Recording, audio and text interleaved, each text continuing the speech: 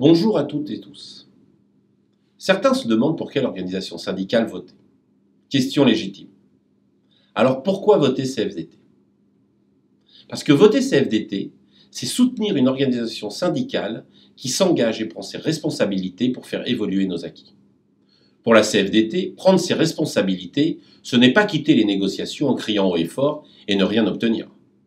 Prendre ses responsabilités, c'est obtenir des garanties concrètes pour les salariés en signant certains accords. Prendre ses responsabilités, c'est faire participer tous les adhérents à nos prises de décision.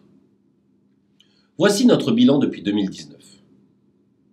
Même si nous étions fermement opposés au dernier PDV imposé par la direction, nous avons négocié afin d'améliorer les conditions de départ en signant l'accord portant sur les mesures d'accompagnement et ainsi permettre à ceux qui ont souhaité partir de le faire dans de meilleures conditions.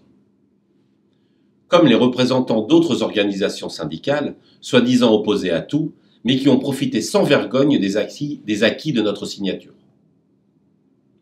L'accord de gestion des emplois et des parcours professionnels, qui a permis entre autres d'éviter les départs contraints, et qui a permis de mettre en place un dispositif renforcé lors de pertes de primes et de décalés, et la pérennisation de transformation de la PFA en congé.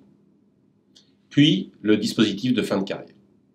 L'accord prévenir et agir contre les violences et harcèlements au travail, l'accord APLD qui a permis de garantir l'emploi et de minimiser les pertes de salaire, l'accord handicap, l'accord égalité pro.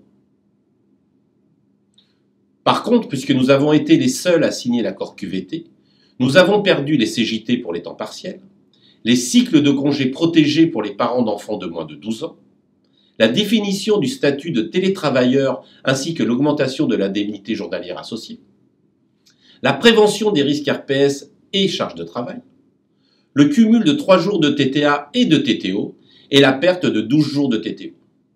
Ce dernier exemple démontre bien que de ne pas s'engager, c'est perdre nos acquis. Qu'ont donc obtenu ceux qui ne signent pas? La réponse est simple, rien. Au revoir et surtout n'oubliez pas d'aller voter.